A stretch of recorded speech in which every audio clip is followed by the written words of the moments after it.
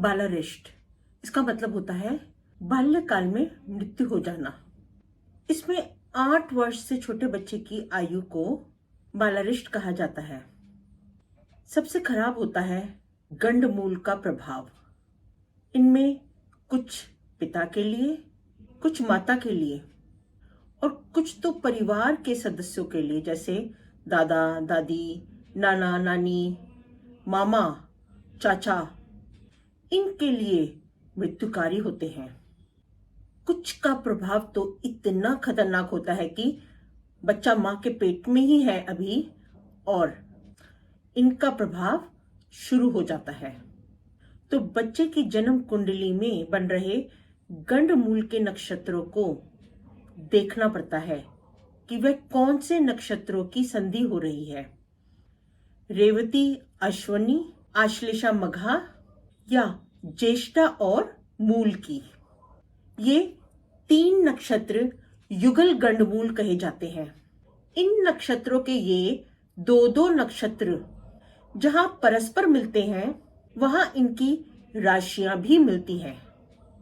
Mean और मेष राशि, कर्क और सिंह राशि और वृश्चिक और धनु राशि मिलती हैं। यानी रेवती और अश्वनी की संधि पर मीन और मेष राशि मिलती है। अश्लेषा और मघा की संधि पर कर्क और सिंह राशि मिलती है। ज्येष्ठा और मूल की संधि पर वृश्चिक और धनु राशि मिलती है। यही कारण है कि हम इन 6 नक्षत्र युगलों को गांठ या गंड नक्षत्र कहते हैं, जिसका अर्थ है संधि वाले नक्षत्र। अच्छा, ध्यान रहे, इन 3 युगल नक्षत्रों के अलावा और कोई नक्षत्र युगल नक्षत्र नहीं कहलाता। अब ये कब कब प्रभावी होता है और किस पर अधिक प्रभाव डालता है, तो इसके लिए हमें बच्चे के जन्म के समय बनाई गई जन्म कुंडली के चंद्र लगन को देखना होगा।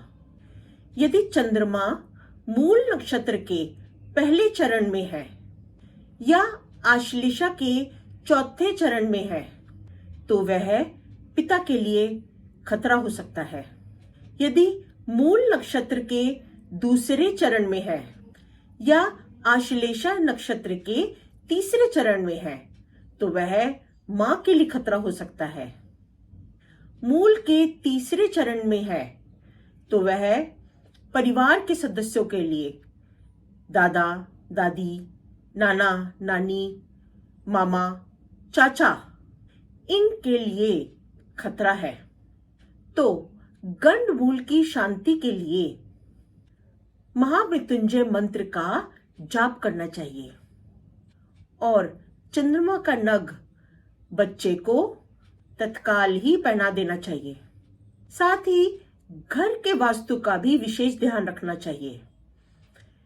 ऐसे घर में बिल्कुल ना रहें जिसका नॉर्थ ईस्ट कटा हुआ हो या साउथ वेस्ट से शेरमुखी हो। आशा है आपके लिए जानकारी लाभप्रद रहे।